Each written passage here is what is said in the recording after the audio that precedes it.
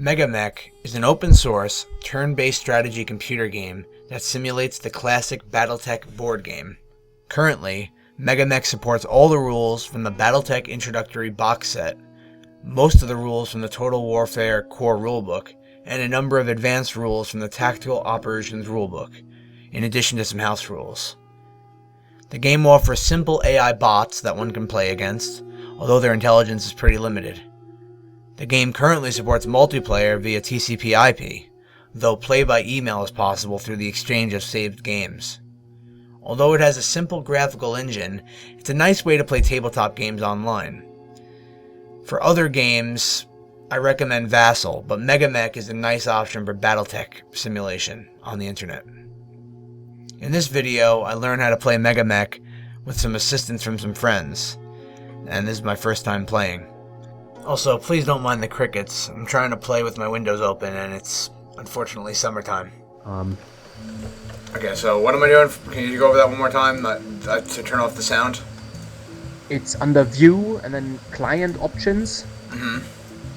Then there should be like an option with Done. And then click Save or something. Done or whatever. Yeah. Yeah. If you're not the server setting up the game, don't touch the game options or the select map thing. Okay. Because if you do changes in there, I haven't yet figured out how to restrict those things to myself only. So you might mess up stuff, especially rule sets and stuff like that, because there's lots of optional rules hidden behind that. And if you don't know what the rule really does, then you can mess up the whole game. Okay. Okay. Yeah. Selecting a combat unit. As you can see, Impulse has already selected his vehicle.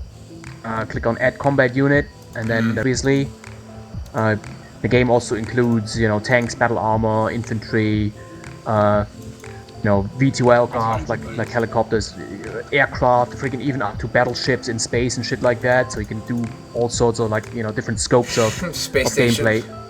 Yeah, space stations, all that shit. So most of it is actually implemented. I haven't tried the space combat yet because it plays differently. It has this semi-Newtonian physics to it. So you accelerate your craft basically, and then you can drift and shit like that. But that's kind of advanced shit. I haven't actually looked at that yet. But regimental level combat, if you want it, if you have a couple of weeks, and then it'd take about weeks to months to play out a single game.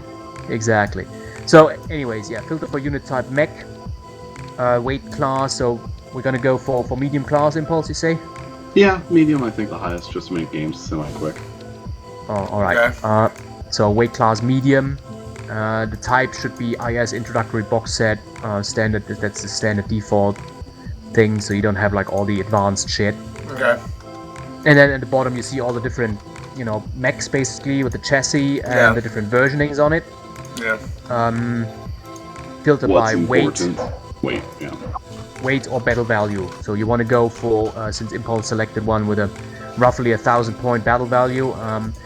If you want, you can go a little bit higher than that because you're new to the game, so we can give you a little bit of edge here. So I would say like 1,100, maybe 1,200 points or something like that. Terrain-wise, what you're looking at is a single map sheet, 16 by a little bit of hills, a little bit of forest, a little body of water. So mid-range weaponry. Problem is, selection screen doesn't really tell you that much about the ranges, unfortunately. Let me see if I can give you a... It says LRMs, and I assume that's long-range missile. Yeah, and then SRMs are short. The number behind them is how many fire off when you shoot it. So the bigger number... Oh no, for LRM, like an LRM 5-1 shoots 5 missiles, and LRM 20 shoots 20 missiles. Okay. Heats is how much heat's incurred on a scale of basically 1 to 10 for how much heat it generates. What's PPC? Particle projection cannon, big old plasma rape cannon. Okay. Shoots really far, can't be used at very close ranges, like 3 boxes away. Mm. It can actually, but advanced rules. What's the range of a large laser? Up to about 15, I think. I believe 15 or 17. How does that compare to LRMs and SRMs? Yeah, if you can they see have that. Jump jets, they're going to have 3 movement numbers. First is going to be walking, second's running, third is jumping.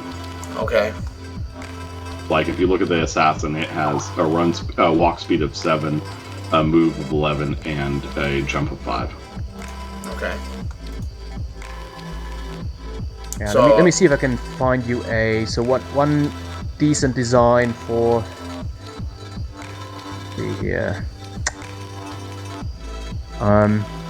could go for one of the classical ones, so either the Phoenix Hawk or the Shadow Hawk. Those are pretty decent. Hunchbacks in different variants. I was looking at the Base Rook. Prospector mech. I was looking at the Rook, mainly just using as sort of like an assault mech or something. It has really good short and medium range weapons. It has additional heat sinks. Cool. No, the Rook's fine. It's a little slower than most of the other mechs in its weight class, but it is fine. Yeah, but it sports quite an array of weapons.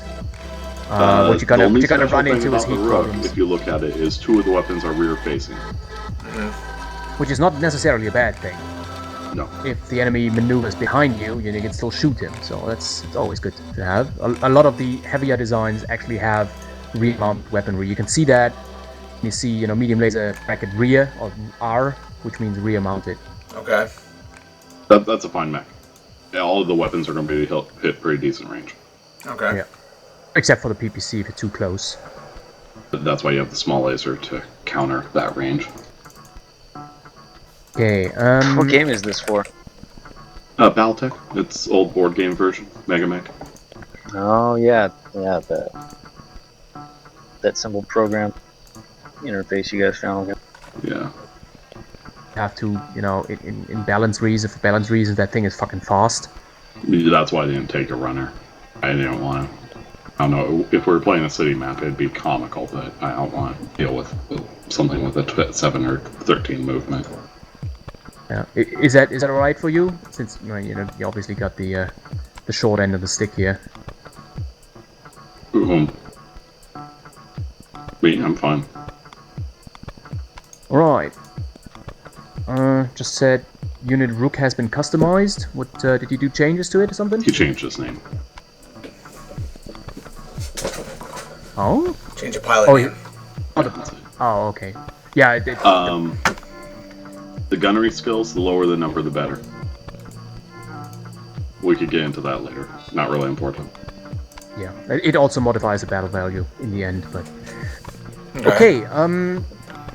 Yeah. Apart from that, start any. I guess we could live with just the basic shit. Just 3 team, yeah. All right. So once you're done with your selection, all that, bottom right corner is the done button. You're going to be using that a lot. Okay, so the game is obviously round based, and each round has separate phases. The first phase is always initiative, meaning that who goes first, who goes last. Meaning that the higher roll is obviously always good. The higher roll in initiative also does his movement last. Meaning that in terms of you can react on the enemy's movement obviously a lot better, right? Mm-hmm. So that's why you go last. In this case, is battle value like basically the equivalent of movement points? Like, does that allow you to do different stuff? It's a point calculation for how much resource is invested in that one unit, or how powerful that one unit is in comparison to something else. So why does it say remaining? Like, if you get your shit disabled, is that going to go down or something? yes. Potentially, yes. Yeah, for example, you get there's rules damage for salvage and other things too. Yeah. So what the battle value basically is, as I said before, it is part of your piloting skill, the armor of first the chassis size and weight, the armor, what type of weapon systems they have, how much heat they generate, how fast you can move with the thing, and all that. All that goes into a calculation, and then out comes a number. And then during the course of the game, when you get damaged, obviously you lose armor, you might lose a weapon or an arm or something like that. Then the battle value goes down, and that gives you like an indicator of how much effectiveness is left of that unit. There's also rules for reinforcement, resupply, etc. And if you commit 2,000 points battle value to the initial game and you have 5,000 in reserve, that's also what it's kind of showing. Yeah. Okay. So that's more like for larger campaigns and larger scales basically. Okay. So as I said, initiative phase, always at the end of each, so the start of each round determines basically who moves in what order. In the end, though, as I said, the movement phase, all the stuff that happens on the battlefield, once everything is done and said and done, is basically taking place at the same time. Meaning that you can't like shoot at an enemy and kill him before he shoots back. It always happens at the same time. Right? Each round is roughly 10 seconds real time. Okay, so it's pretty much like D&D. Yeah, kind of like it's yeah, pretty similar to it. Uses 2d6 to basically determine everything. So. All right, let's. So what do we do? Click done again? Yep. Yeah, as I said, you're gonna be using that button a lot. Alright, this is the game scene, and right now for the first round, this is the placement phase basically. So you choose where you want to have your mech start. Since I lost initiative, I'm gonna place my mech first, which in the placement phase is actually kind of better in this respects. But then again, since we can place the mech technically anywhere right now, what could happen is that, Impulse, for example, might decide, well, I'm going to place my mech right behind him, stuff like that. So what that comes down to the decision. What you can also do right now, since the game is now on the map itself, once again, when you go on view, you can toggle isometric when you see that, which gives you a better indicator of the height levels of the map. Okay. And also, if you want to do that later on under client settings, there's an option for tile set. And you have like multiple tile sets to choose from, which just changes the look of the graphics a little bit. But if you want to fiddle around with that, but the standard is normally good enough. Okay, so let's see here. I'm gonna place my mech.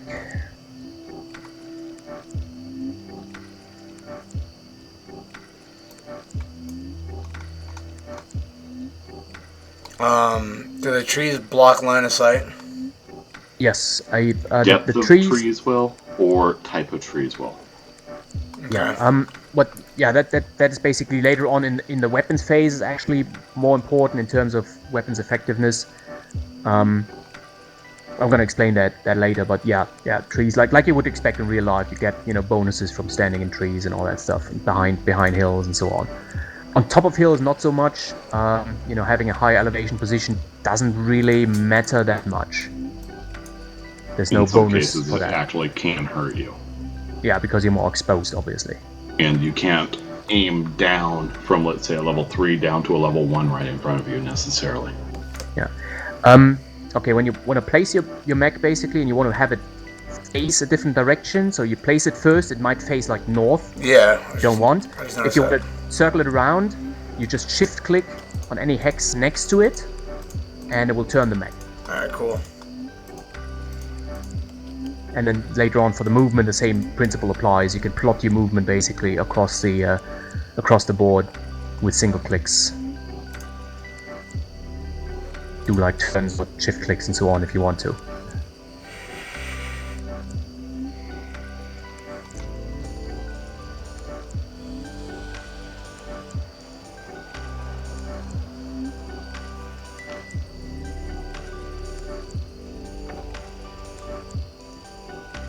Great, I'll lose initiative again. Where did Impulse deploy? I don't even see him. I deployed north. Oh, And okay. I deploy right next to you guys and just shoot you guys in a cluster pile. Is there a way to, oh, there we go. You should see your weapons here. What's an AC/2? An It is an AC2, autocannon. Ah, yeah, rear aspect it's a and ballistic weapon. what's RA and LA? Right arm, left arm. Okay, got it. So now it's my turn. Negative. It's my turn currently to move. You can see that at the very bottom of the screen. It should say it's player's turn, blah blah blah's turn to move or something like that. Yeah, that menu is that thing at the bottom is actually cut off. Should be able to resize your window. Yeah, just go full screen or something like that. That should fix it. Oh, there we go. It starts out in window mode and kind of like offset from No, I see. the screen center. You a gotta little bit. click Yeah. the little. You gotta click that little tab on the next incoming messages to expand it. All right. There you go. Oh, you mean the message thing? Yeah. I would personally ignore that for the most part, unless you're playing multiplayer. Oh, I see what you're saying. At the bottom it says it's Jake Sparrow's turn to move. Yeah, at the very bottom of the screen, yes. Okay, let me see here. Okay, Mr. Krause thought that was a great tactical idea to place himself right next to me. I think it was, because I have better short-range weapons than you. Yeah, but the thing is, it's movement phase, so I'm gonna move away from you now. Oh, I didn't know there was... I didn't know there was separate phases. Yeah, Whatever. there's a movement phase, then there's a shooting phase. Yeah, the first phase at the start of every game is first, you place the mech inside of your zone, deployment zone, so to speak. Unless it's a predetermined mission, you can also do that. And then the actual game starts, and the actual game, each round, as I said, is in phases. The first phase is always movement. Second phase is then the weapons phase, so you shoot at each other. Third phase is heat, and then end round, obviously. And there's like sub-phases in between, but I don't want to go into that detail just yet. Physical attack phase also comes right after the weapons phase, so that's different. We gotta come to that when we get to it. Looking while Jake's doing his turn, if you right-click on his mech and go to view, inside the hex, you can see what the weapons are. You can see what their heat is and their range is. Yeah, I was just looking at that. Alright. And you also see weird things like bombs and sensor type of shit. Is there a line of sight in this? Yes. Oh, what was the line of control? Oh yeah, line of sight tool. In order to use that properly with the mechs, once again, view, LOS setting. Yeah. And then make sure that the box where it says in first hex, second hex, the mech is selected. The battle mechs are, in terms of height, are 2 levels high, whereas infantry is only 1 level high. Okay. So it will then calculate a line of sight from 2 levels up. How high are the forests? Forest is also 2 levels high. Alright. At the treetops, I mean. And also the mountains and so on, you can see that it says there level 1, level 2, and so on. And then water, depth 1, depth 2. That also is like how high or deep it is. Oh. If you want to do line of sight checks between 2 hexes, basically, you can either use control, and then you click on the first hex and click on the second one. Then it gives you attacker target, and if the line of sight is blocked or not, and ranges. Or you can use the Alt key and click on 2 hexes, which gives you a little bit more detailed, so you can actually type in the height, stuff like that. But yeah, that's not really that useful. So the control one is better to use. Alright, let me do my fucking movement here.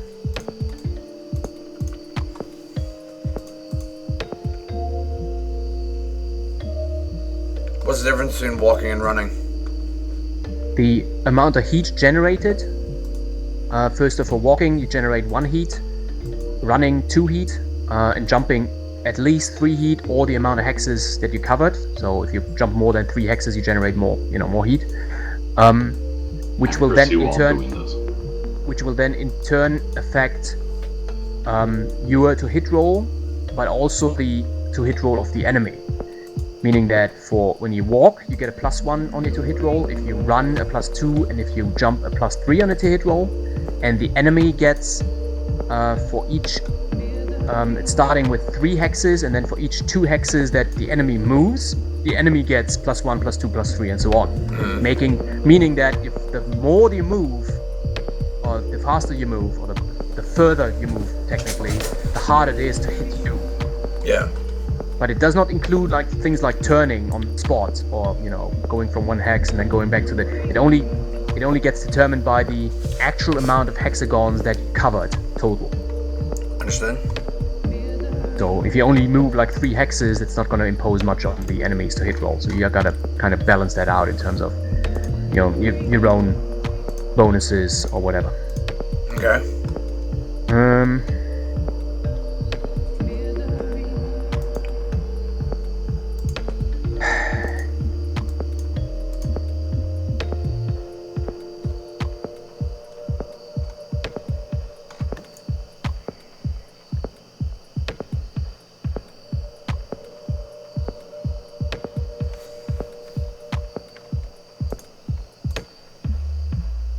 Well, Impulse, you placed yourself on a mountain. Obviously. Shouldn't line of sight be blocked now between you and me? Negative. There's not enough forest between you and me. What counts in terms of line of sight is not exactly the forest that you are standing in or that I am standing in, but the ones in between. And what blocks line of sight is, well, obviously a hill or 3 light hexes, 3 light woods. The ones with little forest trees on it, or 2 heavy woods, or a combination thereof. So like 1 light, 1 heavy, and stuff like that. That blocks line of sight. Okay. Or terrain.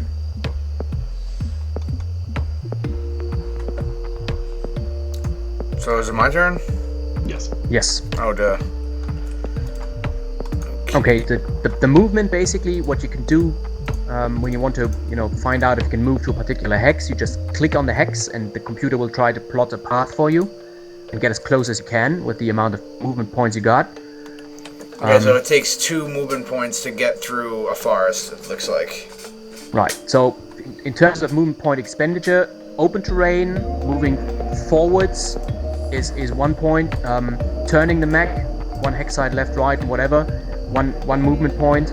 And then you get, for light woods, it's 2 movement points. So 1 for the ground to cover, and +1 for the light woods. Heavy woods is 3 movement points. Going up 1 level is another movement point, and so on. How do I clear it? Either if you want to take single steps backwards in plotting, backspace, or if you want to cancel the complete movement, escape. Okay. And if you want, do you have jump jets? I don't know if the roof has jump jets. Yes. If you want to do a jump, you obviously have to, at the bottom, see a jump button. And then you click on the hex that you want to land in. Obviously, it can't be further away than the amount of jump jets you have. Also, upon landing, you can choose your facing however you like by utilizing the shift and click method. You can also walk backwards with the mech. That is done by the back up button and then clicking behind your mech, obviously. So the mech will then reverse, but you can't do that in running mode. You can only walk backwards. Okay.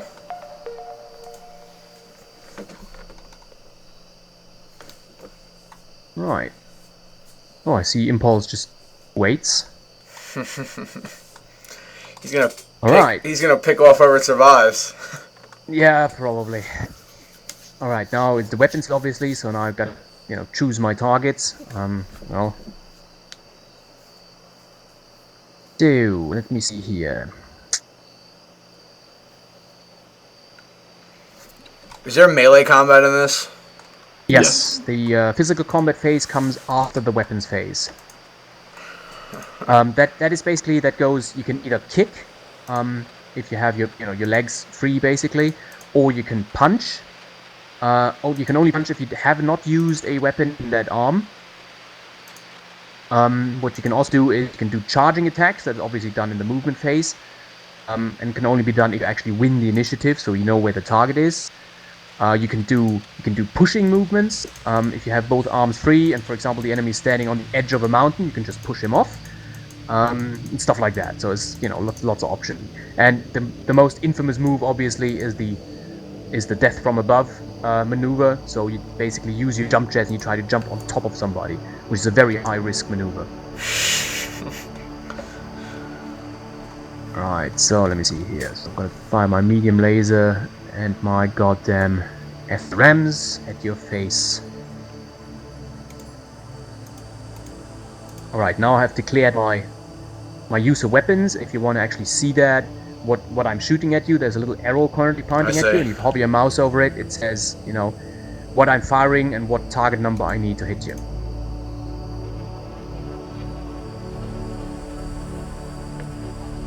So you roll 2d6 to see if you hit me?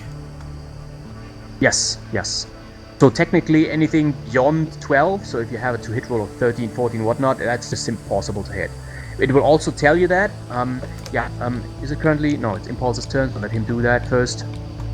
Then I can explain to you how the firing interface works. It's a bit clunky, but once you get used to it.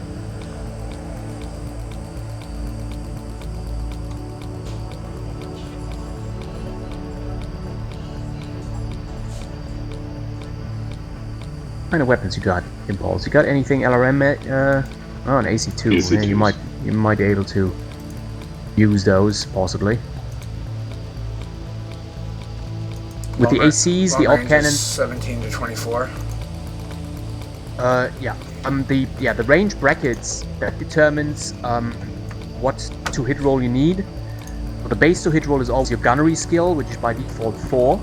So that's always the basic number that you need to roll. And then for the short range, it's unmodified. For medium range, it's +2, so you need a 6 to hit. And for long range is +4, so you need an 8 to hit at the base number. And then it gets modified by movement factors, by the terrain, intervening terrain. Like I'm standing in forest, for example, it gives me a little bit of cover. Or if I have partial cover behind a mountain or shit like that. Calculations are always shown in the bottom, in the shooting interface, basically, in the weapons interface.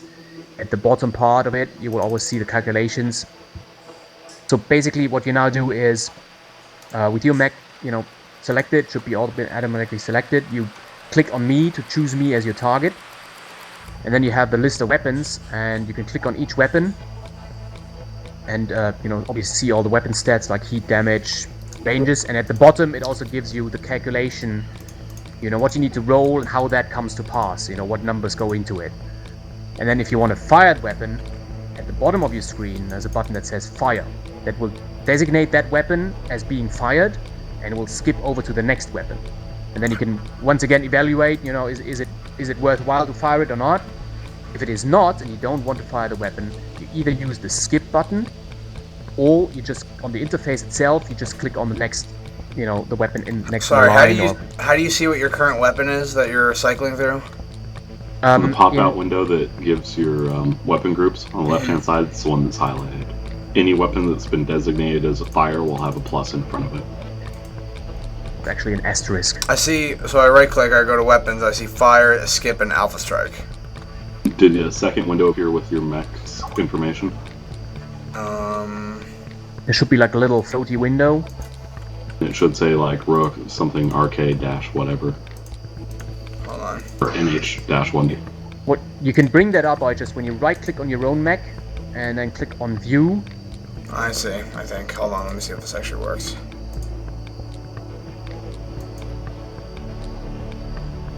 Yeah, alright, I got it. So you click on the weapon in that menu and then click fire. Well, you need to select the target first. So in that case, if you just simply left-click on me, that will select me as your target. I'm shooting myself. I don't even know that's possible. Well, I clicked on myself and then I clicked fire, I don't know, but now I think I'm shooting at you. If you want to cancel you can click your own square. If you want to, yeah, what might happen is that you actually shoot the ground, and the ground might actually catch on fire. If you want to cancel that fire order, I believe it's the same as with the movement, either backspace, I believe, or the escape key, which cancels everything. There's one more option that you definitely wanna go into in the client settings. 1 second, let me just see. One of the first options says skip done when firing all weapons. You want to deactivate that, meaning that if you really want to go and designate all the weapons, normally what it does automatically is if you designate the last weapon in the line and you have fired all the other weapons, it will automatically, click on the done button for you, which might not be in your best interest. If you accidentally clicked on something and then it skips over, and then you can't do anything about it. So I would disable that, so that you always have to click done once you're done with designating your fires. Sorry, what does RT and LT mean? Left torso and right torso. Yeah. Okay, why does it say, it says target is not an arc for my right torso, medium laser? Why is that? I should be directly in your front firing arc. Because I can fire it with the left, wait, hold on. Yeah, the right torso and the left torso, medium lasers I cannot fire. It says impossible. Were they targeted on the ground previously? They might have been, but I cleared all that. Press escape. It's cleared. Oh, wait. Did you select the ones where it says medium laser bracket R? Because those are the rear-mounted weapons. Well, it says. Hold on. Oh yeah, that's right. Yeah, duh. Okay, that's the issue then. Yeah. Firing arcs, quite simple. The 3 hexes in front of you are your front firing arc. Then you have a left and right firing arc as the hex to the like back left and back right, and then you have the rear firing arc, which is the 3 hexes behind you, basically. Okay, what is the disadvantage of firing all at once? Heat buildup? Yes, heat buildup, and possibly you're wasting ammo if you are, depending on the weapon system, obviously, if you are too close or something like that, or the to-hit roll is, too high or something like that. The heat buildup is, it will have negative effects over time, meaning that if you build up, during a round, if you build up more heat than your amount of heat sinks can handle, you slowly build up heat, and then at certain points, at certain intervals, during the heat buildup, you will have negative effect. It starts out with you move slower, or you get a +1 modifier on your to-hit roll, and then it escalates, and then at some point you need to roll for avoiding an ammo explosion, which is really bad, or avoiding a shutdown, so meaning that your mech overheats and kind of automatically shuts down to preserve itself, which leaves you, an immobile target, pretty darn easy to hit, and stuff like that, and at some point it will just explode or just fall over and die or something like that, Okay. And Okay. This is where we all suck except for Jake. Yeah, so this is like the after the weapons report. phase, it kind of damage report. It gives you, who rolled what and who hits what and stuff like that. How much armor was taken away and what damage was done and so on. In this case, the only weapon that hit was one of my medium lasers. I hit your left arm for 5 points of damage, and you have 8 armor remaining, external armor remaining in that arm, and then it goes into the internal structure, and then it's after that it falls off.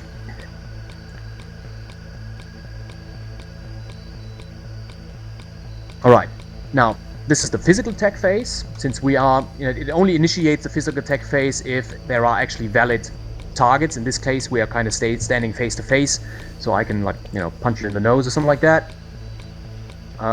So I currently get the option to either punch or kick you. Why does it say our heat is both 0? Heat hasn't been calculated yet. Oh, okay. Yeah, the heat phase comes afterwards. What it will do is it will just do a subtraction between the amount of heat sinks that you have. That is like how much heat you can dissipate in any given round. So it's basically giant radiators that you have. Or it will build up if you went over that with the use of weapons and movement and shit. Okay. So let me just yeah, 9, and I do 6. This one I need a 7. Okay, I'm gonna kick you. You can only do one physical attack at a time, so you can either do one punch, one kick, one shove, stuff like that. So you can't do like karate, super duper movement and shit.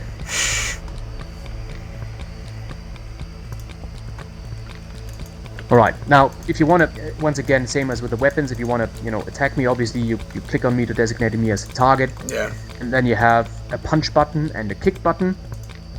And when you click on it, and it will give you a calculation, what you need to hit, and also what the damage output will be if you hit. And then you can decide, whether you want to kick or punch me, if that is even possible with the arms. If you have used the weapons on the arms, obviously, you can't punch with them at the same time. Okay, so I kick you in the leg, hit, and you kick me back,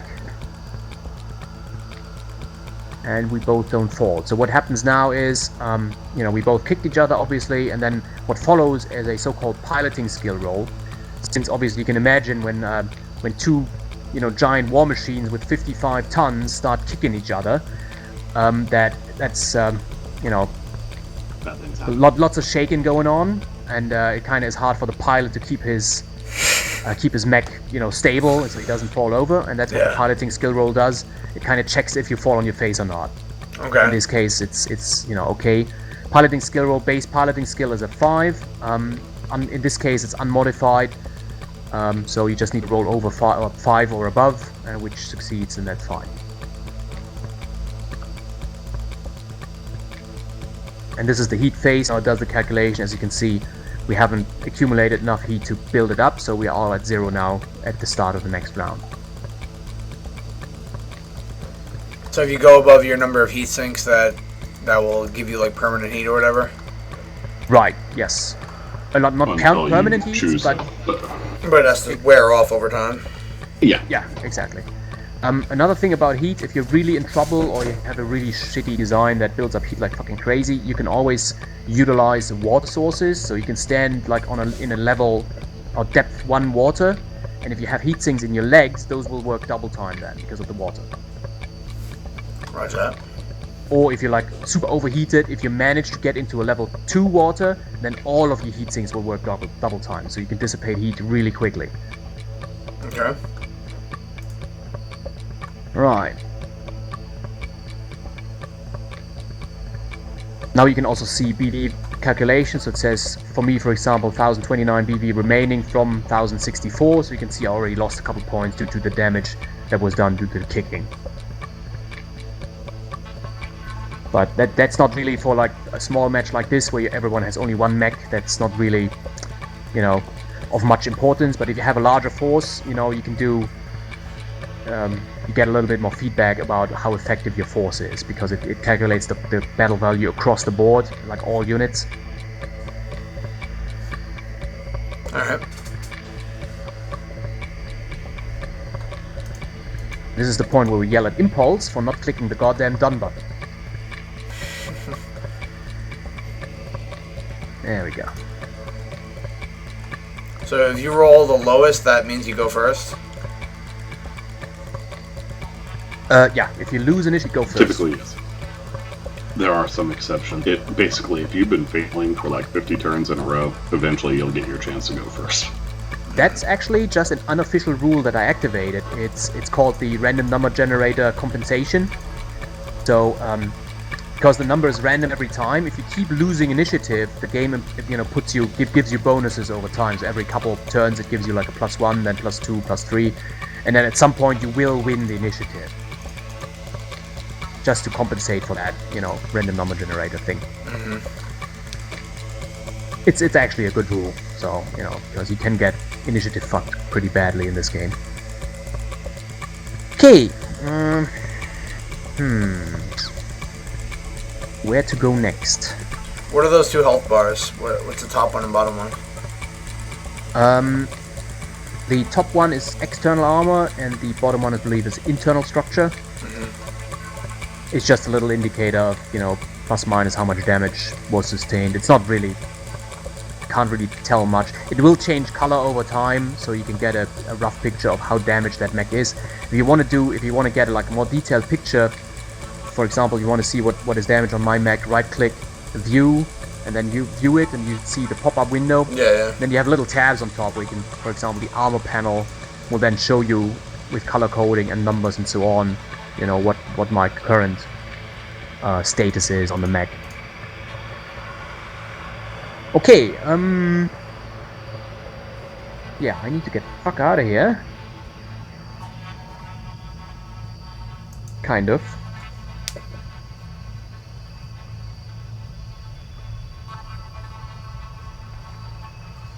God damn it.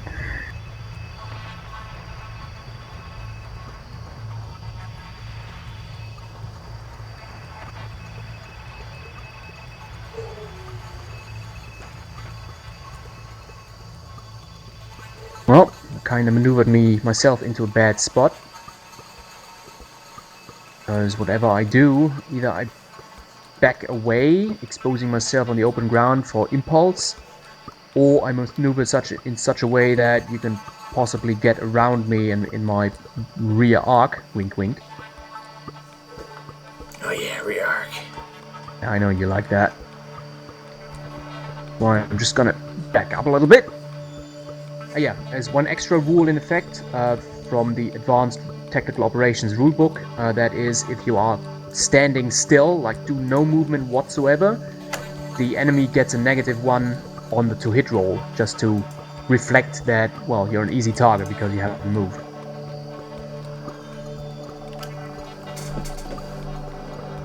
Yeah, leave me alone! Evil pink piece of shit. Hey man, pink is the new black. Yeah.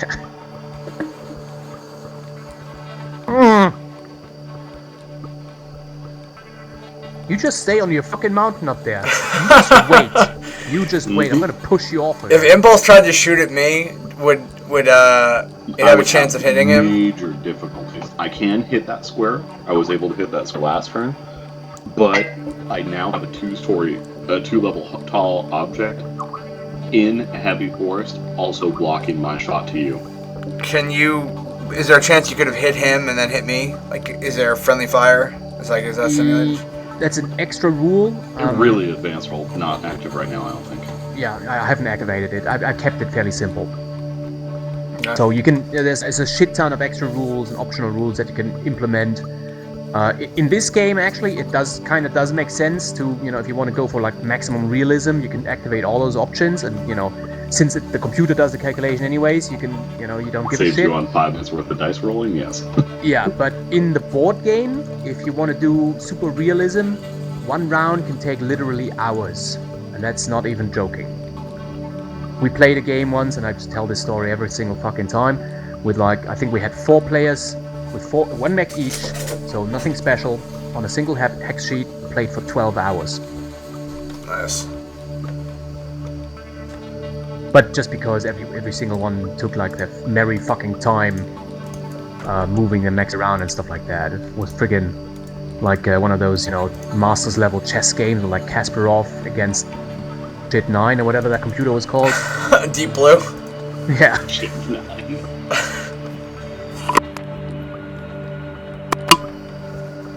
Oh, sorry, it's my weapons phase. Just gonna shoot you in the face again. That's what she said. 2 hit 6, yup. Even the AC5 has a good chance to hit, so go for that. LRM is within minimum range.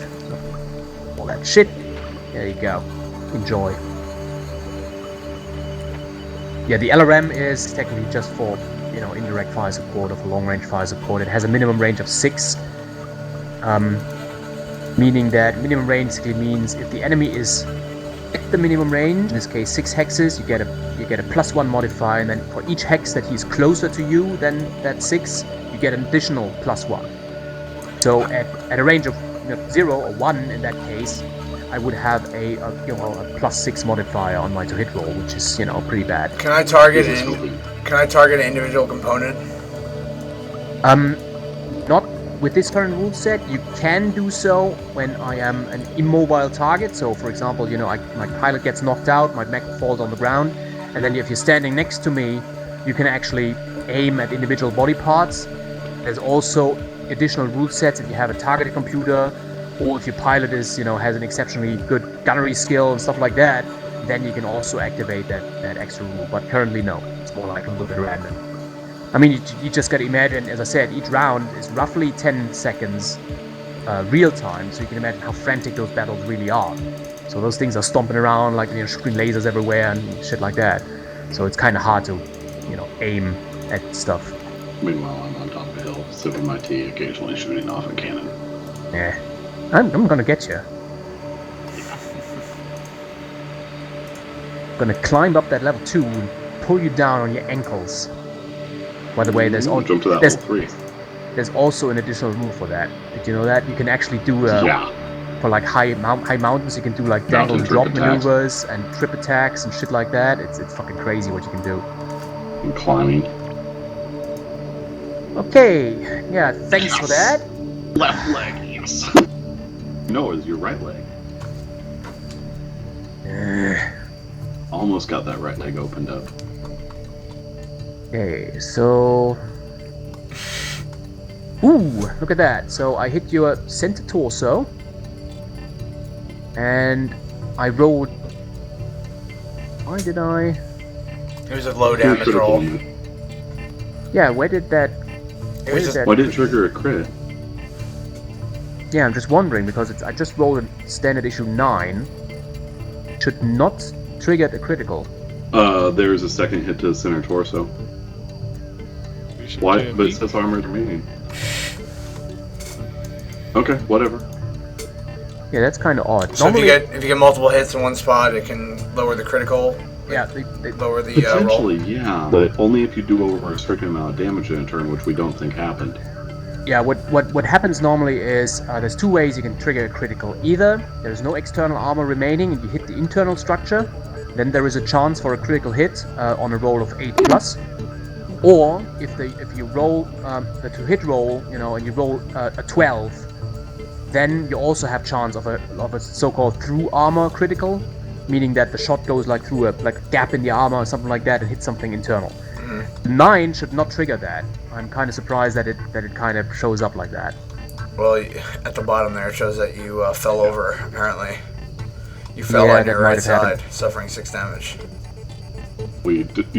Kraus eventually hits his legs and basically destroys the leg. Oh no! That's what I wanted to target before, but I couldn't. Yeah. I wanted to blow your leg off. Okay, upper leg, shit. Then another medium laser goes in the same fucking leg. 2 locations, and lower leg and destroys your foot. actuator, your lower leg actuator, and your upper leg actuator. God fucking damn it. That leg's pretty much chopped off. Question, is it Jabby? No. We're just doing a single round right now. Cool. And my hip is also damaged, for fuck's sakes. This is gonna be a bitch to try to stand up with this thing.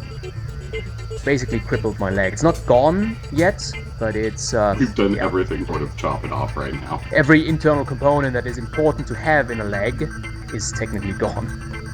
So it's like kind of like stiff, And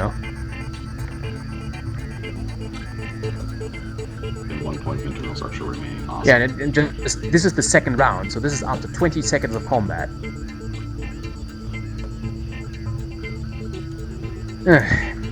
Can you declare? Oh, and since he fell, his spacing changed as well.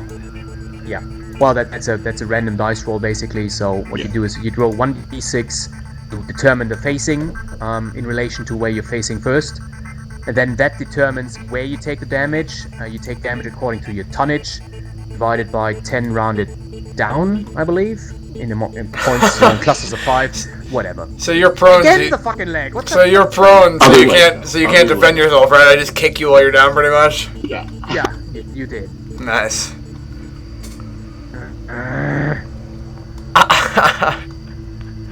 Oh man.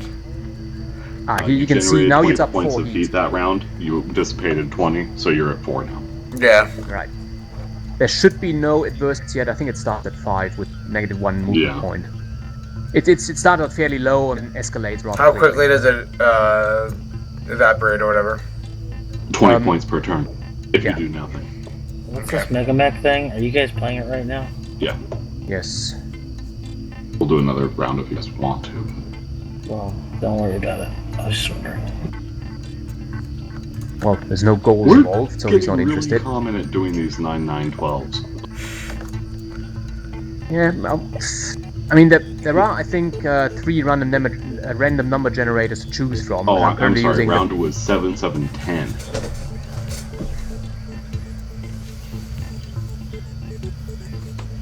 Engage. Sorry, I was checking previous rounds.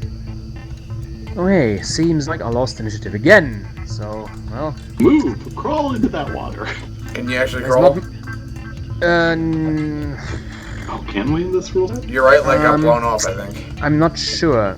Obviously, in order to crawl, you gotta have it's not blown off arms. completely. He has 1 hit point left in it. He has 1 point of internal structure left. Yeah, great. Not only do I have a stiff leg, I also got brittle bone disease now. Yeah. Thank you very much. And destroyed all the actuators that make it actually move. Okay, well, let me see. Get up. Turn to face enemy. I think that's all I do. Let me see. Move. You must make following piloting skill checks. Need 7 faith by the. Oh, that's actually reasonably benign. Only a 7. That's not too bad. All right, let's try that. Here we go.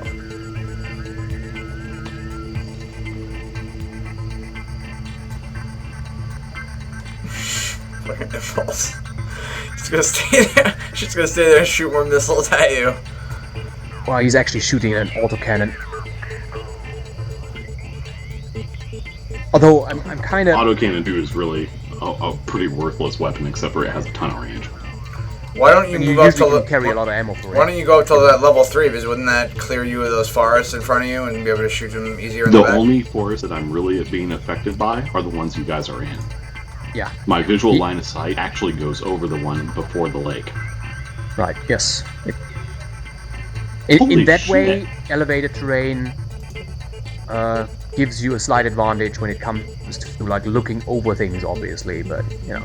Nice stand-up check there. Oh, I didn't check. What was the roll? Was it like 8. on the spot? Yeah, you needed a 7, you rolled an 8. Oh, that's I'm just amazed you were able to get up in general. Especially because he's in Yeah, the I middle was of the forest. surprised that it only calculated the worst damage was the lower leg actuator, so the hip and all that stuff didn't actually have an effect on the roll. But there's actually a rule for that. It usually only takes the worst damage that it has and applies like an overall modifier. Okay, well, not much option here. I'm just gonna shoot you in the goddamn face. The LRM again. Oh, you know what? That shit. I'm also gonna fire the fucking LRM. Are there like chainsaws in this and shit? Like Yes. special melee weapons? Yes. There was a. I mean, this game is fairly old. It came out in like '85, I believe. Yeah. For the first iteration, and then later on they brought out a box set called Solaris 7, which was basically like an arena fighting kind of modification to it, with extra maps and extra specialized rule sets, and that included, you know, designs like the cudgel mech, for example, has like a giant, well, a cudgel, you know, like a medieval weapon, basically, just oversized. Stuff like side that. note, if you do happen to cut off his leg, you could pick it up. Can you hit him with it? Can you hit him with his You own could leg? club people with it. Yes, if you have hand actuators, that is. If you actually have hands, not, you know, not actual weapon. Not That's just weapon depends on arms. the chassis that you have. There's certain mechs that only have like stumps for legs, for arms that just have the weapon system. Like the catapult, for example, has just the launchers on the side, so it can't actually do anything with it except launch missiles at it. You know. So.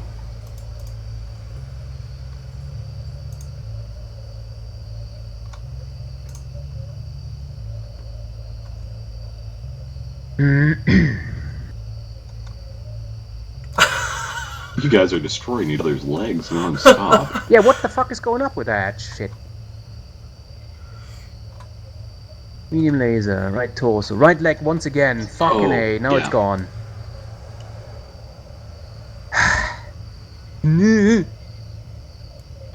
When you over-damage a certain section, the remaining damage will transfer to the next adjoining section. So, arm to torso, torso to center torso, leg to center torso. And that's what happened there. He falls on his left side, suffering 6 damage. Yep. Also, you hit me in the head. Yeah. Right. So, my pilot takes two parts damage. of this. Great. Being shot in the head, basically, he took a damage for hitting the head. He also tried to stay awake. He also fell, which caused damage, which it also caused him to take pilot damage. And he also had to try to stay awake again. Oh, you can kill the pilot, so Yes. Without destroying it, yes. So in the system where you can target components, I'm sure a lot of people try to like blow the head off and shit. Interesting That's fact, awesome. though, they try to the rules offset that a little bit because the cockpit obviously is a fairly small target. So if you do a targeted shot at any other location, usually when the target is immobile and you're standing right next to it, you have a very easy time doing so. If you try to hit the head, on the other hand, it actually imposes a positive modifier because it's kind of hard to aim at that little head, even if it is immobile. So it kind of offsets that a little bit to not make it, you know, too bad. Yeah, but pilot, if you take 6 consecutive hits on the pilot dies flat out. If you destroy the cockpit or the head, which includes the cockpit, pilot dies. If you get a critical hit on the head and you hit the cockpit itself, also pilot dies. Can you drag people into water and drown them? Yeah, under advanced rules, yes. They're really advanced, yeah. Yeah. What you also know is that combat phase, Kraus, is he rolled a crit on his leg, even though the leg was destroyed in the process. That crit's not wasted. It transferred the crit to the next adjoining section. Yeah, I see that. Even though he still has proper armor there and proper internal structure. His right torso. Right leg to right torso, jump jet, yeah. Yeah. So it transfers outwards to inwards. Simple as that. Alright, let's continue. Alright. And once again, face the dirt, and you're gonna kick me again. In the butt, facing the other way. God damn it. I can't kick for some reason. What the fuck? I can't kick and I can't, wait, did I... Hold on a second, let's see here. Well, my leg was damaged, but it's still there. I don't know why. But I can't kick for some reason. Do you have, like, a damaged actuator of sorts? Let me double check your I don't systems. think you did internal damage to him. Oh, that's weird. Okay, it just popped up. It was... Okay. Maybe you clicked on the wrong target, so if you first... If you clicked more beforehand, it may have cycled to a different style of option. Ow! Oh, god damn it, you kicked my head in, you asshole! From the how the fuck does that even work? So I kicked him in the head while he was dead. Pull this gate. Well, Wait a minute. that was my head. I like stomped your fucking head in or something. Yes, that is exactly what happened. So you're dead now? Yeah, I guess so. He's gone. Why did Jackal poke me with a freaky smiley face? Oh man, this is getting good. I like how you still roll initiative even though that you're dead. It's nice. No, it's just internally. As you can see, it marked me as observer, so I can't actually do anything anymore. Alright, so what are the rules for running? That's what I need to know now. Yeah, as I said, if you expend your running speed, you obviously automatically go into running mode with your mech. Running imposes just a +2 on the heat, so you build up more heat than walking, obviously. Mm-hmm. That's it. Okay. Probably invoke an attack of opportunity. What you can also not do with running, as I said, you cannot run backwards. You cannot run into water, because water, obviously, you know. Yeah, it's a barrier. Yeah. It's kind of like a, you know, you can still you can walk into water, you can submerge yourself and stuff like that, and you know, but you can also do it walking. You also don't want to run over surface paved roads in change direction. Oh, that is very funny. Yeah, we should try that on a city map. That is so fucking funny. What there's a rule in BattleTech when you run across, you know, along a road, for example, because it's an asphalt surface, so it doesn't have as much grip, and then you change direction, you're trying to turn a corner, there's a chance that you skid, and then you fling into the next best building and stuff like that. So it's pretty darn funny. Charging buildings is that thing. What does charging do exactly? Charging is simply an action that ends its phase inside another object. What's reckless? Reckless movement is what you can do with Fuck your couch running. yeah, basically, you see those little pile of rocks there at the southern hill, or where Impulse is. Yeah. That is called rough terrain. Not only does it impose a modifier on the actual movement through it, but it's like loose rocks and shit like that, but you also need to do a piloting skill roll in order to get over it. What you can do with reckless movement is you can cancel out the movement penalty to go over that terrain, but you gain a penalty also on your piloting skill roll, so it makes it easier for you to fall. So that, you know, you try to run across loose gravel, and then, you know, you obviously have a higher chance of like slipping and falling and shit like that. Okay. Where's run? I'm trying to find run. Run is determined by either. I don't think there's actually a button for it. Just basically click on any hexagon that you want, and if it is outside of your normal walking range, the color of the number will change, telling you that you're then at that point in running mode. So it goes from like blue to yellow, I believe. Yeah, and red I is see jumping. that. Okay. Okay, stand by 1 sec. I just need to check my weapon ranges. When asterisk occur on a movement action, it indicates that a piloting check is going to be required for something that you did. Yes. Can you use your jump jets in conjunction with moving, or you can just only do one thing at a time? Single declared movement action per round. Yep. Okay, so just to confirm, so reckless, will that make me go further? It ignores. keeps you at your running speed, regardless of the terrain penalties that Alright. you have to cross. Alright, I'm doing that. So I click Reckless. And then you initiate your movement, yeah. And it should give you, depending on what terrain you cross, little stars next to the number, which means that every time you cross that terrain, you do a piloting skill roll to not fall. I don't think that's working. So I click But Rec. I'm not even sure if reckless movement. It should be active by default. Let me check the game. I'm not options sure real how quick. that works. Reckless is just a toggle. It's not a movement. Am I able to watch this game you guys are playing? I don't think so at the moment. You can technically, but you can't jip in progress, so to speak. You can No, try. I don't want to play. I'm watching the Eagles. I just wanted to kind of watch. I guess you could try to join in right now. Do you have the Mega Mac downloaded? No, I gotta download it. I'll Google it right now. What's DFA? That's Death death from from above. above. You do Dick it. fucking ass. Pretty Oh. much. Except Use for your the jump face. jets to jump on top of somebody. Okay, I guess I'm just gonna. I only have one option here, really. Sucks because I can almost get within range of my medium laser, but it's gonna be 10 hexes rather than 9. Oh well. Oh, 1 second. Let me see what your. No, there's no way around it. Yeah, you got three jump. You can't get across the lake in one movement, unfortunately. Because you can only move in terms of like distance. You can only obviously get 3 hexagons far, but also in terms of height, you can only get as high as the jump jets, the number of jump jets that you have. So you can jump 3 levels high as well if you want to. Now it's my turn to fire.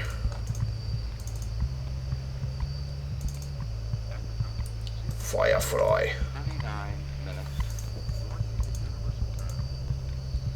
Yeah, the PPC is gonna have medium Wait. range. Should be Wait a decent. minute. Oh, the range on these is actually 10. I thought it was 9. What's those numbers under short, medium, and long? What's up with that? Those are at what bracket you get a positive modifier on your to hit roll.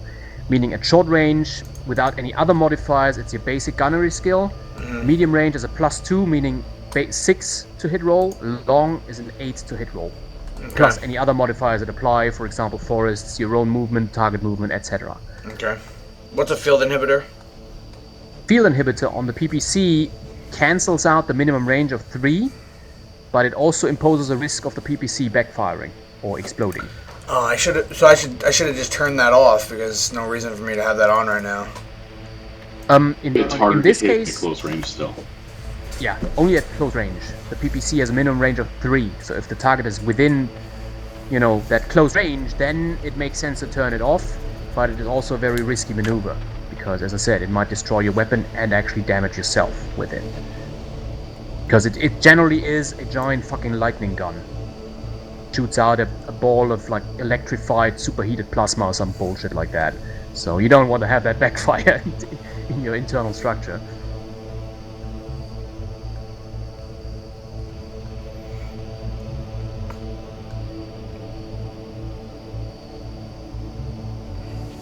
Well, so much for that. The shot is an automatic miss. Target out of range, What the yeah. fuck? I thought it said it was whatever. Height adjustment. Oh, Just yeah. because it was 9, it angles, so calculated distance. That's a good point. I don't think it actually does that. I don't know. I think he's right Maybe about you should. that. I think I'm also right.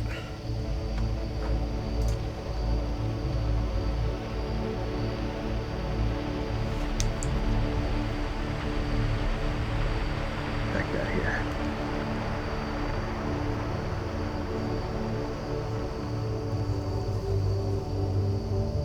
I just installed Yeah, the this max- picture.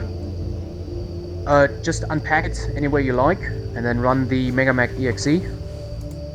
And yes, Krause, the max range of the medium laser is 9. Target distance is 10.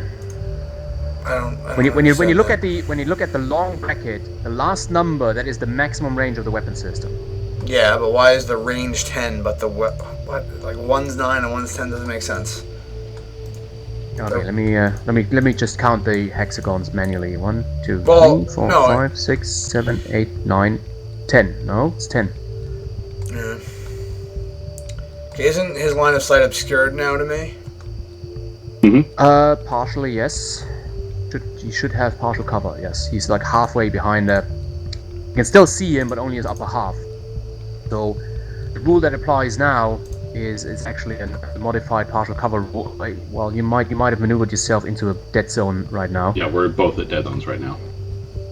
Yeah, this is the dead zone. So he can't see over the hill in front of him and down below the valley, and vice versa. So you're kind of invisible from each other now.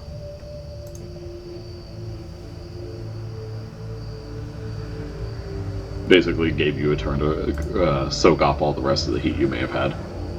Yeah, and maneuver yourself into a decent position. Seeing that the Black sports an AC2, which does have a minimum range of 4, which is slightly worse than PPC actually, but also then again it has 4 medium lasers, so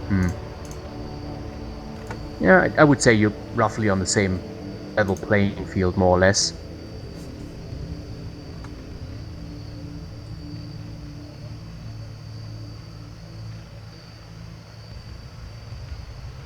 You fool. I'm gonna shoot your legs off. Oh. Why is there a 2? This is going in poorly, Jake. I just wanted to say that little red number Yeah. next to Beck indicates That's my current that he is now currently floating 2 levels above the underlying terrain, meaning that he is currently in mid-jump. If a mech ends in mid-jump during the movement phase, that means that he's executing some asshole maneuver. In this case, he's trying to jump on top of your head.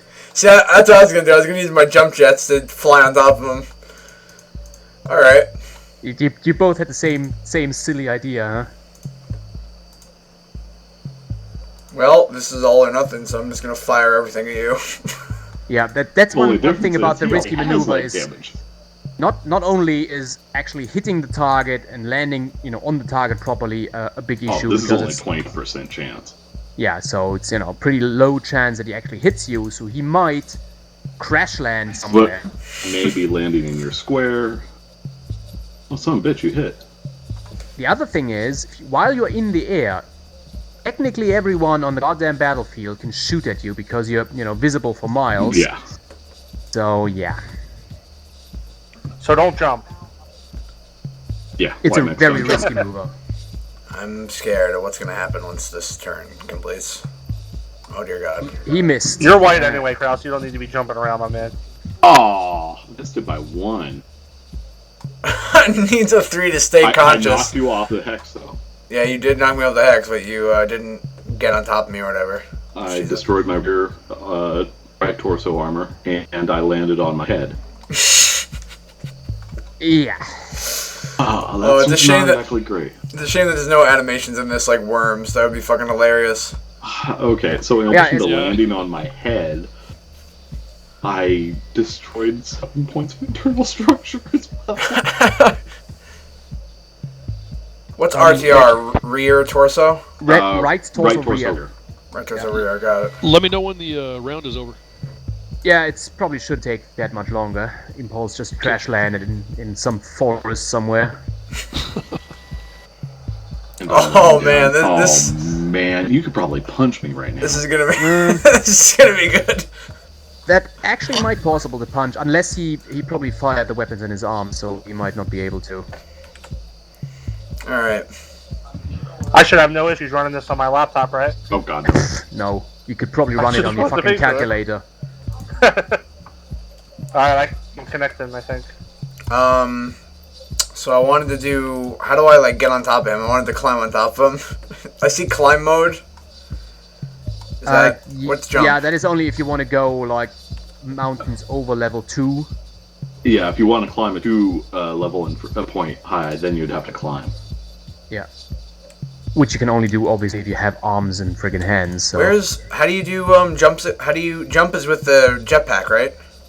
Or with the rocket Yeah, boosters? it's currently jump, this is and the then there's physical attack DFA. phase. No, wait a second, it's already moving phase, so he skipped the physical attack. Never I mind. want to jump on top of him. How do I do that? DFA. It is the action of doing an attack with a move from a jump.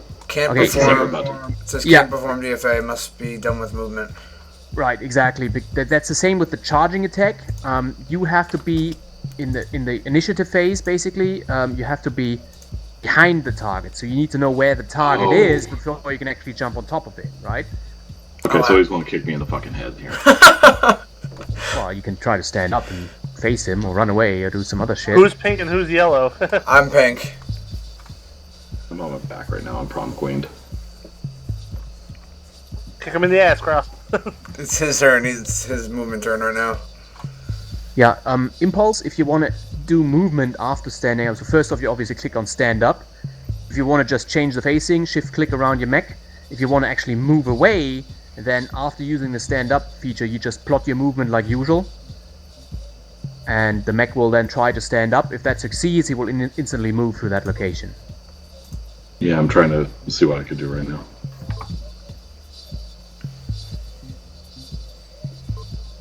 You can also just stay there and take it up the butt if you want. Well, that's Hardly full. got up. Jesus.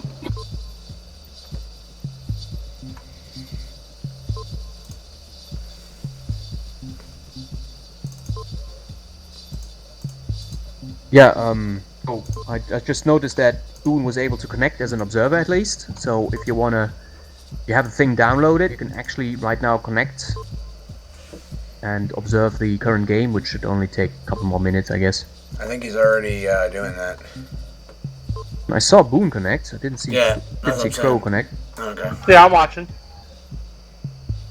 I see two yellow things protruding out of your guys' mech ding-dongs hitting each other. Yeah, it's fairly abstract, Boone, so don't expect any fancy Oh, graphics no, and I don't. I animation used to shit. play Highway to the Right, dude. I'm not expecting nothing. Ah, okay. Damn. But you hit all Ooh. over the place on me. Yeah, And then I hit your left leg again. That's pretty decent. Is it over? Because I lost the map. It should have changed to a text phase where it's Oh, it declaring is, damage. okay. And that's declaring what we did to each other. Okay, I I even hit see. you with Take my a damage 82 report. at ultra close range. Damn. Which does shit for damage. And I hit inside your internal torso on your right torso, but didn't do anything. Is there a way to like turn away from you so you can't hit certain things? Like, could I turn so you can't hit my Yes. right torso anymore? Yeah, Alright. you could turn left, and it makes it harder for me to hit. But can I, like, can you I would twist? only be able to use your your left side weapons if that happened. Can I twist my upper torso and move Yes. my legs? Yes. Yes. All right. that is done after the movement phase. So if you're facing in an awkward angle and you want to, like, you know, turn your front firing arc to one side, left or right, there's a twist button which twists your torso to the side. What also happened in that phase at the very bottom, if you look at it, since we both did more than 20 points of damage in that round, we had to make piloting checks to see if we could even stand up. Yeah. You Okay. just barely made your. Yeah, it's like massive damage. Okay.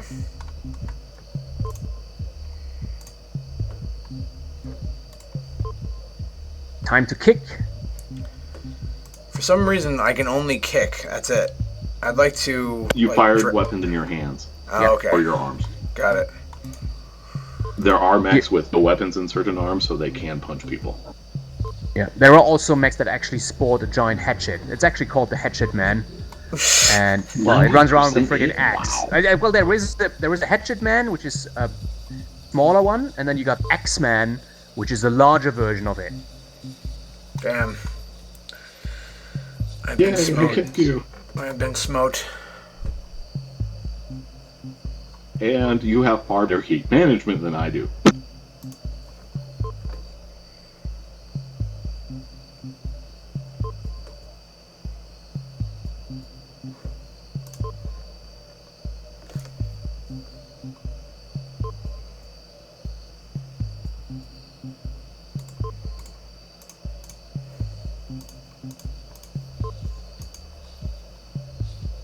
Well, Impulse, choose wisely. Are you dead, Jake, or something? Yeah, he did. Friggin' Krauser shot my legs off and then curb stomped me in the woods. You can see my remains there near the lake. You see that little splat there on the ground, a little crater. Me.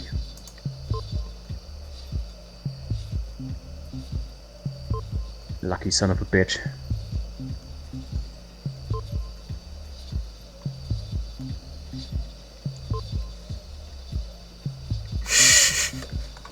Ooh, I'm actually surprised that you made it that far. That thing is pretty darn fast, isn't it? That's a 4 jump. Ah, a jump. Alright, yeah, I was just wondering. Yeah, that's the only way I could do that. It's a 4-6 walker. Well, good thing you didn't have any, leg internals damage, because the landing would have been a bitch.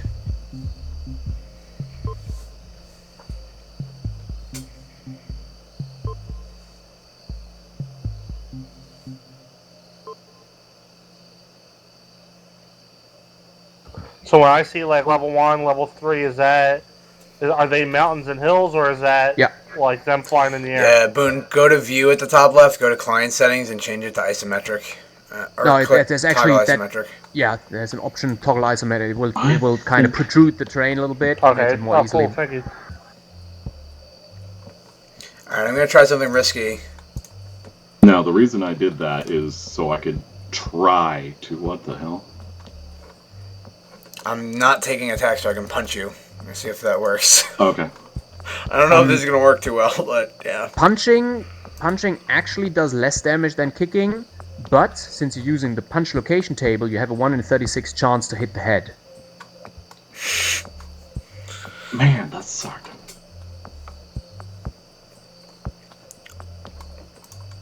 And Krause, you could have also fired one of the laser in one of the arms and punched with the other. So. Well, yeah, I thought I would have like multiple attacks, but obviously I don't. Nope. No, it's just a single. Sorry. Just fuck myself over.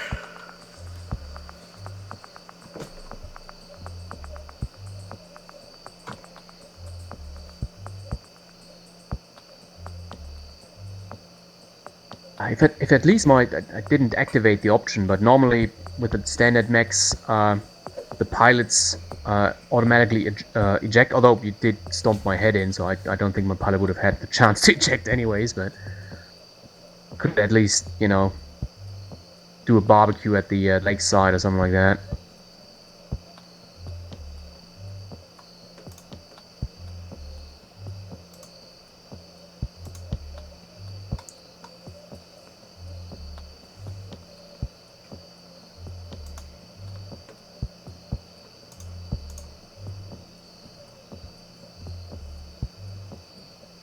What the fuck? Why are these numbers so high? You jumped in that turn, or you ran in that turn, and you transferred a 2-level drop in your movement. If you that actually the transfer in height doesn't actually make a difference, but the jumping does. So Impulse jumped 4 hexes, right? That imposes 4 hexes back, yeah. Yeah, that imposes a +1 modifier for the movement, plus a +1 modifier because he jumped. Krause jumped, that implies a +3 modifier on his own to hit roll, that is a +5 overall. Okay, yeah, I forgot that the pluses are bad. Okay. Yeah. So what happened Plus there is, since I jumped and since I had went backwards, I tried to kick you as well, and that was a bad idea for me. And I've fallen again. How the heck did that happen? I jumped and then I tried kick on landing. Whoops. I had to roll a 5 and roll 4. I fucked up. Well, you missed the kick, and that implies a piloting skill roll, unmodified. Yeah. And, well, if you fail, you fall on your face. No, you're still standing. I'm still standing, I just spun. That's interesting. Huh? Wait a minute, I can't do that. Why can't I do that? Oh, because of the height. Why did you just spin? Huh? I'm prone. It doesn't say I'm prone, but I am. Okay, yeah, I was just wondering why you should be prone then. Yeah, there we go. I didn't see the prone word up here, but I was. Okay, well, it's just a little bit of like lag or something like that. I don't know what going on with that. I'm really afraid of this mech because he's heat neutral at this point, and I'm going full. I can't dissipate my what fire. Well, tough shit. You chose that bloody chassis. Mm-hmm.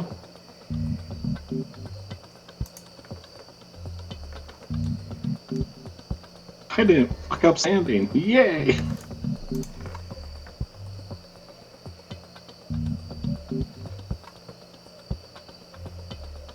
Yeah, Krauser, always keep in mind, you did not move at all, right? I actually tried to charge him, but it didn't work. Yeah, for charging, I think you need to be away at least 1 hex, because you need to build up speed.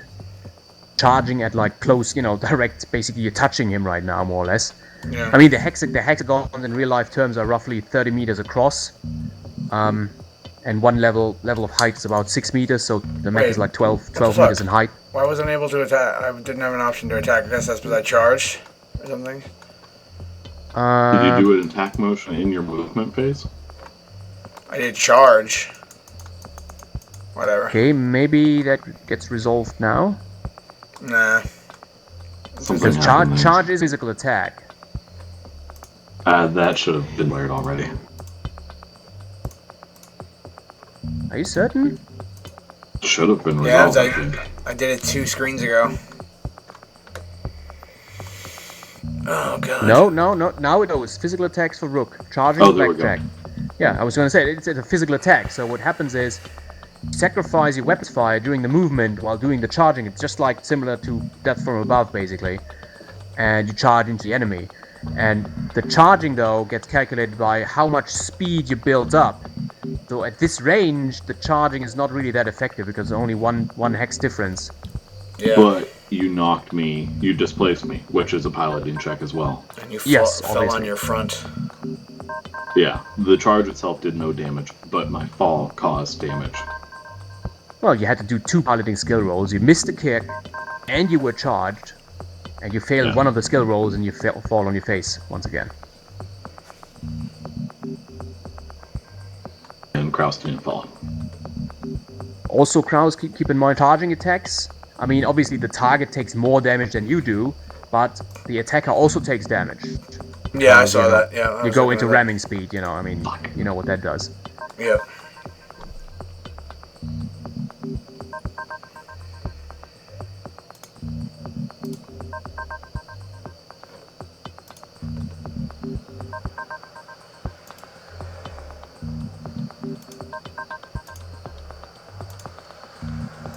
Yeah, should you decide to not move at all, keep in mind the -1 modifier for impulse to hit you. If he manages to get out, that is. Oh, my left arm's fine. Prone means you're on your back end? Or front? I'm laying down. How do I reverse? You click on the backup button first, then you click on the hexes behind your mech, and the mech will do, like, backwards movement. There we go. Yeah, also level changes, backing up, is... I know the current rule said forbidden. There's an optional rule, but that would then, once again, advanced rules, and would do like a piloting skill roll and all that jazz, so... Oh, I'm not a complete lob. I was able to stand up. Yeah, standing up in terms of rules, each stand-up attempt brings up two extra hit points. Also, uses up 2 movement points.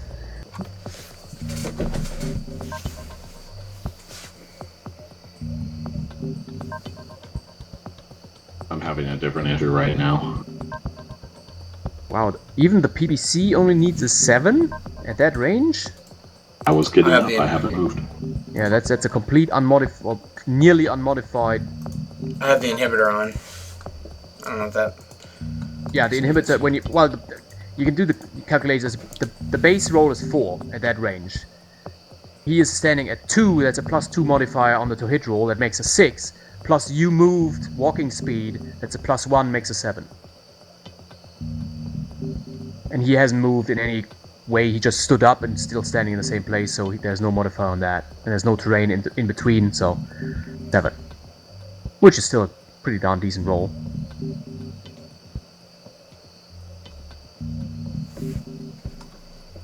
somewhat like what, 40 something percent, like 30 something percent.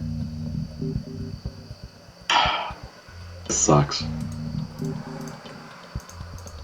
Well, with your AC2s, you are actually at a disadvantage because your minimum range is 4. I know I'm at my AC2s, but I'm also at heat 14, and... Oops. Yeah. Done goofed. Well, maybe you should refrain from firing anything this round, or you take the risk of blowing the fuck up. Just overload right next to him, man. There is another optional rule, which is called the stackpole rule, that if a mech explodes either from an... Well, there's two rules. An ammo explosion is an additional rule that it inflicts damage on the hexagons around the target, and then there is if a critical engine failure occurs, mech blows up in a small-scale nuclear explosion because it's a fusion engine.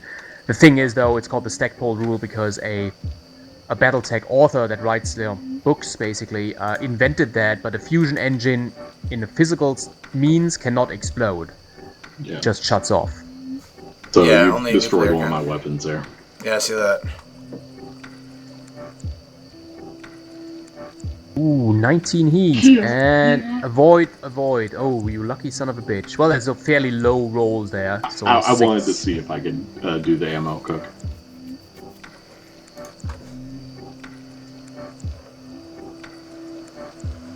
Yeah, you might want to go for the, that's in the middle, there's like this water surface. You might want to consider, like, crawling up there.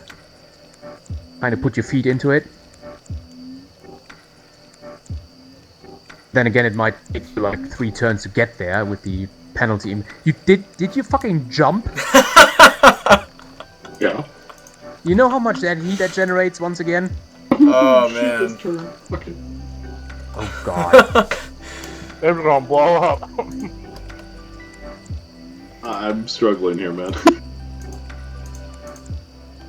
I should have faced the other direction when I landed, though. Whoops. Yeah, well.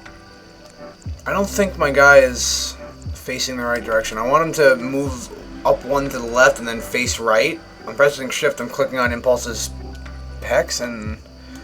You may not have the movement to go that far. Transition, turning around and then climbing to level 2 is a fair bit of movement. I don't want to do that. I just want to move 1 to the up left. To 1003? Yeah, and then I want to turn right, and it shows the arrows as being like all down in the bottom quadrant for some reason.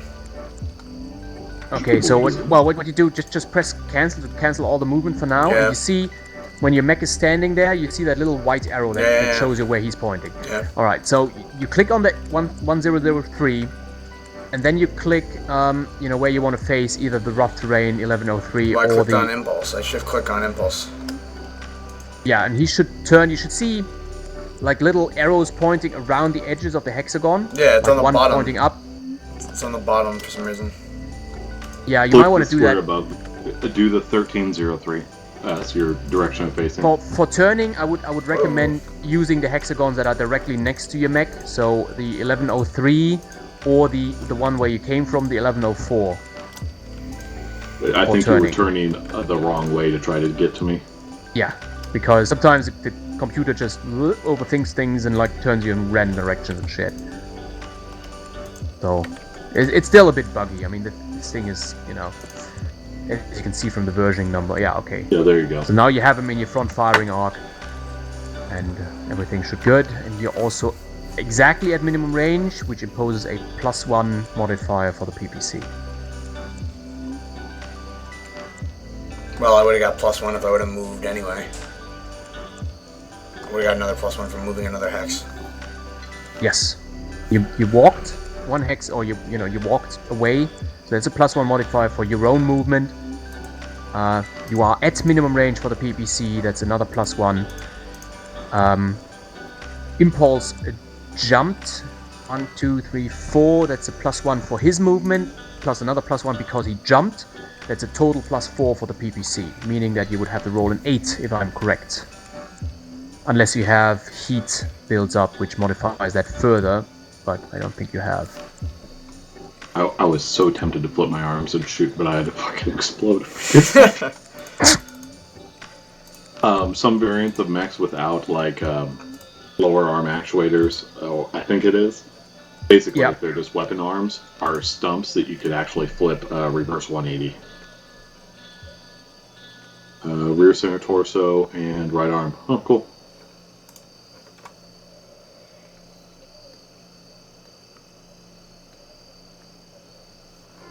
Flamer would now be pretty darn funny. Yeah, Flamer and cooking me would be pretty awesome.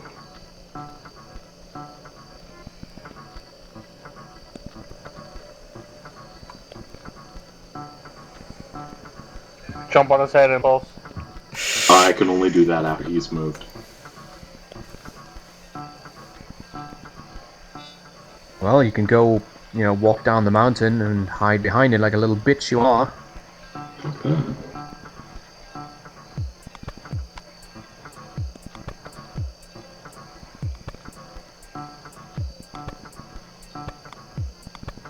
Probably have next to no movement points right now, although, well, you dissipated quite a bit of heat, but...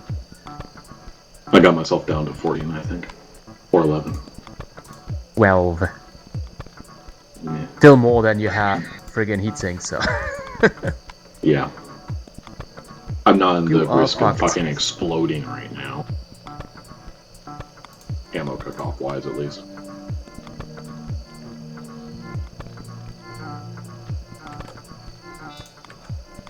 This terrain feature would have been much more difficult with mechs without jump jets, by the way.